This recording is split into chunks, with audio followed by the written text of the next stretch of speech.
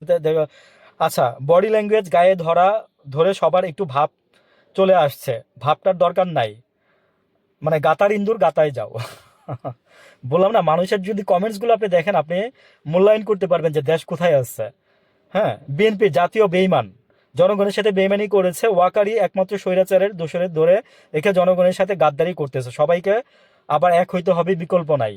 জুলাইয়ের সাথে যারা গাদ্দারি করবে তাদের সঠিক ঠিকানা হবে নর্দমায়, বিএনপিকে এটা অবশ্যই মনে রাখতে হবে। রাষ্ট্রপতি সরাবে 1 বছর পর, যাতে আর ভোট রাষ্ট্রপতির ক্ষমতার, আচ্ছা এটা উনি কি লিখছে আমি অস্পষ্ট, কবির কি লিখছে জানি না। কবির সাহেব, আপনি উপকার মতো কথা বলছেন, তাই 5ই আগস্ট গণ অভ্যুত্থানে সংবিধান লঙ্ঘন হয়েছিল, পরবর্তীতে সবকিছু এই সংবিধানকে মেনেই হয়েছে, এখন 2026 সালে মার্চ মাস স্বাভাবিক সময় এসে আবার কেন সংবিধান লঙ্ঘন করতে হবে? শহীদ প্রেসিডেন্ট জিয়াউর রহমান এন্টি ভারতীয় রেজিমেন্ট কারণে এই দেশে মানুষের মনে জায়গা করে নিয়েছিল। তো এই ছিল কিছু কমেন্টস ভাই আমার। তো আমি কিছু বলি, সেটা হচ্ছে কি জানেন, যে আমি অনেকদিন থেকে বলতেছি, হাসিনা যখন দেশ চালাইছে, যখন বেড়ে উঠছি, তখন বিএনপির আমল ছিল সেটা। বিদ্যুৎ বিএনপির আমলে চলে গেছিল বলে বিএনপি বিদ্যুতের কারণে রাস্তায় নেমে আসছিল মানুষ। এটা ছিল বিএনপির অর্ধেক মূল পতনের কারণ। তখন আপনারা যারা বিজ্ঞ আছেন, যারা মানে ওই বয়সে যারা বড় হয়েছেন, তারা বলতে পারবেন কথাগুলো, যে আন্দোলনে মানুষ নামছিল একমাত্র ইলেকট্রিসিটির জন্য।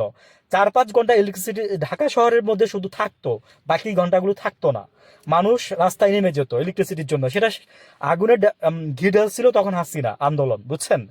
তো বিএনপি, আমি আপনাদেরকে বলবো যে আপনারাও এবার বিদ্যুৎ নিয়ে এরকম করতেছেন, আর আপনাদের কমেন্টসগুলো তো পড়ছেন, আপনারা তো দেখছেন। আর আমি আর একটা জিনিস শুনলাম যে রাষ্ট্রপতি যেন মানে কে হবে সেটা বিরোধী পক্ষ থেকে যেন নির্বাচন করা হয়, মানে নির্বাচিত করে দেওয়া হয়। তো আমরা তো শুনছিলাম যে রাষ্ট্রপতি বিরোধী পক্ষ থেকে চাইছে, এনসিপি জোট চাচ্ছে, তারা চাচ্ছে ডক্টর মোহাম্মদ ইউনুস। আমি বলবো যে একটা অ্যাপ্রিপিয়েট সিদ্ধান্ত নেন আপনারা। বিএনপি বোকার মতো কাজ করেন না। বিএনপি, বারবার বলতেছি যে আপনাদেরকে, আওয়ামী লীগ যাওয়ার পরে বিএনপি ওই সময়ে কিন্তু আমরা মানে আপনাদের প্রতি আমরা ইলেকট্রিসিটির জন্য বিরক্ত ছিলাম, সত্যি কথা যেটা, বাকি সবকিছু বুঝতাম না।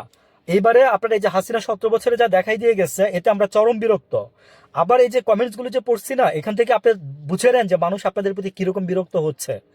তো জোর করে না কোনো কিছু আদায় করা, সবকিছু গেলেও মানুষের ভালোবাসাটা জোর করে আদায় করে যায় না। মানে এটা যদি না বুঝেন, তাহলে রাজনীতিতে আপনারা কোনোদিন জয়ী হইতে পারবেন না। হ্যাঁ, এই জাস্ট এইটুকুই বলে আমি শেষ করলাম, যে মানুষের ভালোবাসা বুঝার ট্রাই করেন। আমি অনেক আগে থেকে কথাগুলো বলে আসছি, কমেন্টসগুলো পড়ছি, আমি আপনাদেরকে একটা জিনিসই বোঝানোর ট্রাই করছি, যে মানুষের মতামতকে মূল্যায়ন দিতে শিখেন। মানুষের মতামতকে যদি মূল্যায়ন না দেন, এই যে স্বৈরাচার দেখছেন না কিভাবে দেশ থেকে পালাই গেছে, আপনারা কিন্তু সেভাবে পালিয়ে যেতে বাধ্য হবেন।